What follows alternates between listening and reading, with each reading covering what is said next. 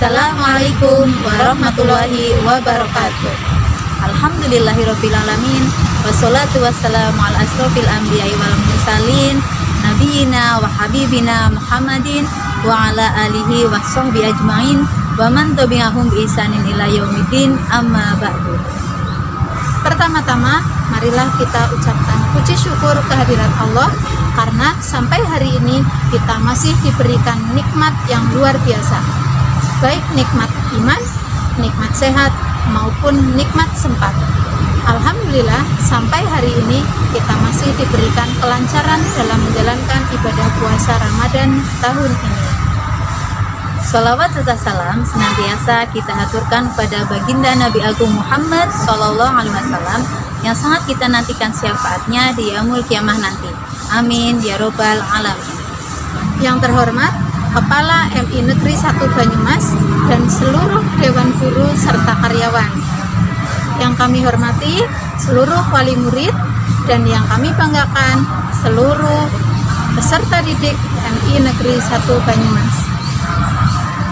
Anak-anak, pada sore hari ini kami akan menyampaikan materi kultum mengenai hal yang dapat membuat puasa Ramadan kita menjadi sia-sia. Siswa-siswi MI 1 Banyumas yang dirahmati oleh Allah, kita semuanya sudah tahu bahwa menjalankan ibadah puasa Ramadan merupakan salah satu kewajiban kita sebagai umat muslim. Meskipun dalam pelaksanaannya kalian ada yang sudah bisa berhasil berpuasa 1 hari, ada juga yang masih belajar berpuasa, dan ada yang tidak menjalankan ibadah puasa karena suatu hal tertentu.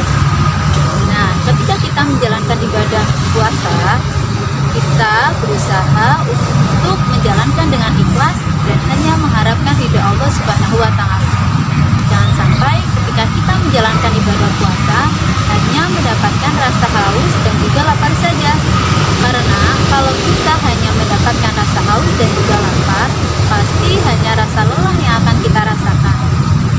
Nah, kalau kita hanya rasa lelah yang kita dapatkan, maka ibadah puasa kita akan sia-sia. Selain hal itu, ada beberapa hal yang lain yang bisa menjadikan ibadah puasa kita menjadi sia-sia. Yuk simak penjelasannya. Anak-anak yang Guru banggakan, ada beberapa hal yang membuat puasa Ramadan kita menjadi sia-sia. Yang pertama adalah seseorang yang menjalankan puasa namun tidak ikhlas. Rasulullah SAW telah menjelaskan bahwa ada beberapa orang yang puasanya sia-sia. Siapa saja kan mereka? Yang pertama adalah orang yang menjalankan puasa namun tidak ikhlas. Jika kita menjalankan ibadah puasa didasarkan dengan iman dan mengharap ridho Allah, insya Allah puasa kita akan diterima. Akan tetapi, jika kita berpuasa hanya karena mengharapkan pujian dari orang lain ataupun mengharapkan hadiah dari kedua orang tua kita, berarti puasa kita akan sia-sia. Puasa kita akan ditolak dan tidak diterima oleh Allah. Oleh karena itu, lakukanlah puasa hanya dengan mengharapkan ridho dari Allah. Hal kedua yang membuat puasa Ramadan kita menjadi sia-sia, yakni berkata kotor maupun berkata keji. Berkata kotor di sini maksudnya adalah mengucapkan kata-kata yang tidak sopan.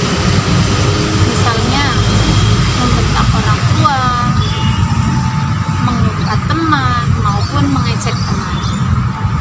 Ketika kita berpuasa, kita seharusnya menghindari untuk tidak mengucapkan atau tidak mengatakan kata-kata yang kotor maupun keji. Begitu juga setelah berpuasa nanti, kita harus membiasakan diri untuk berkata dengan sopan dan lemah lembut kepada orang lain.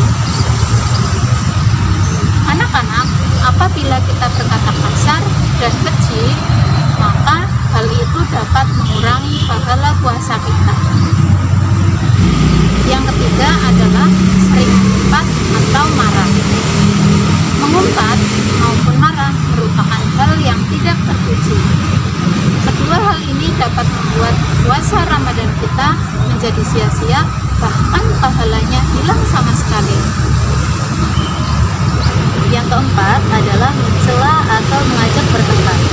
Ketika kita menjalankan ibadah puasa, kita juga dianjurkan untuk menahan diri dari hawa nafsu. Yang Ibu Guru maksudkan di sini adalah menahan diri dari perbuatan yang tidak baik atau perbuatan tercela. Contohnya mencela, mengejek, atau mengajak atau diajak bertengkar. Apabila hal itu terjadi, maka kalian bisa katakan pada teman kalian bahwa kalian sedang berpuasa. Yang kelima adalah menggunjing atau menghibah. Menggunjing atau menghibah artinya adalah membicarakan keburukan orang lain. Padahal bisa jadi sifat kita jauh lebih buruk daripada orang yang kita jelek-jelekan.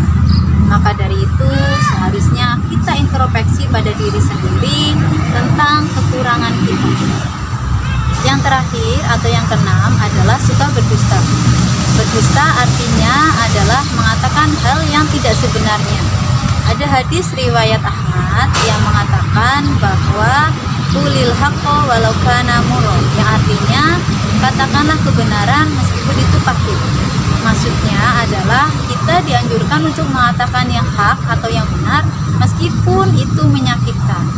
Maka dari itu kita berusaha mulai dari sekarang untuk berlatih berkata jujur, berkata apa yang sebenarnya terjadi. Oleh karena itu anak-anakku, mari kita sama-sama berdoa kepada Allah Subhanahu wa Ta'ala. Mudah-mudahan kita diberikan kemudahan dan juga kekuatan dalam menjalankan ibadah puasa Ramadan kali ini, agar ibadah puasa kita itu diberikan kelancaran dan diterima oleh Allah Subhanahu wa Ta'ala, dan kita dijauhi dari hal-hal yang membuat ibadah puasa kita itu menjadi sia-sia. Anak-anakku, demikian materi kultum yang dapat kami sampaikan pada cermin sore hari ini. Apabila ada kata-kata yang kurang berkenan, kami mohon maaf. Atas perhatiannya, kami sampaikan terima kasih. Wabillahi taufiq wal hidayah. Wassalamualaikum warahmatullahi wabarakatuh.